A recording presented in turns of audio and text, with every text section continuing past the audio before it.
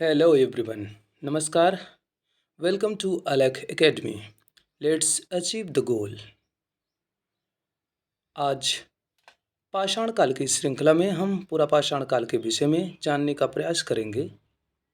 इस काल की उपलब्धियों के साथ साथ हम भारतीय उपमहाद्वीप में इस काल की संस्कृत के विस्तार को जानेंगे और उन महत्वपूर्ण स्थलों और उपकरणों पर भी प्रकाश डालेंगे जो इस काल को विशेष बनाते हैं। भारत में पूरा पाषाण युगीन सभ्यता का विकास हिमयुग से हुआ।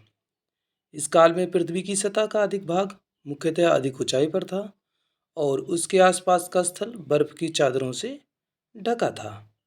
भारतीय पुरापाषाण काल को मानव द्वारा इस्तेमाल किए जाने वाले पत्थरों तथा जलवायु में होने वाले परिवर्तनों के आधार पर तीन अवस्थाओं में बांटा जाता है। आरंभिक या निम्न पुरापाषाण काल पहली अवस्था थी जो 5 लाख से 50,000 ईसा पूर्व तक मानी जाती है।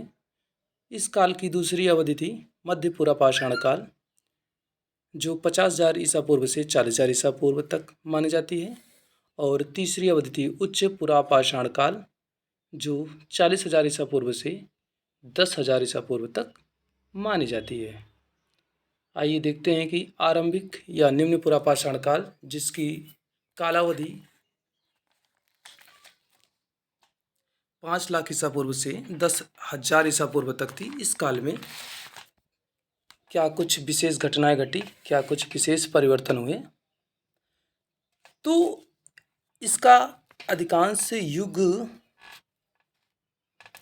इस काल का अधिकांश भाग जो था हिमयुग से गुजरा है और इस काल के जो सबसे महत्वपूर्ण उपकरण थे वो थे कुल्हाड़ी जिसको हस्तकुठार कहते हैं, हैंड एक्स कहा जाता है अंग्रेजी में, बिदारणी जिसको क्लीवर कहते हैं, खंडक जिसको चॉपर कहते हैं। इस युग में क्रोड उपकरणों की प्रधानता थी। कालांतर में धीरे धीरे क्रोड उपकरणों की जो प्रधानता थी वो कम होती गई और शल्क उपकरणों की प्रधानता बढ़ती गई। शल्क उपकरणों का प्रयोग ज़्यादा होने लगा जिससे ये हमको यह ज्ञात होता है कि इस काल में तकनीकी का विकास हुआ था, तकनीकी का विकास प्रारंभ हो गया था।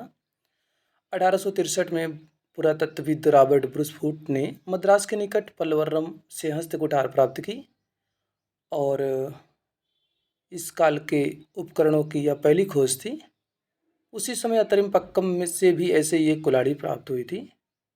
तो पुरापाषाणकालीन जो भारतीय स्थल थे उसमें जो पल्लवरम था वो महत्वपूर्ण हो जाता है क्योंकि सबसे पहला पुरापाषाणकालीन नहीं देखा जाए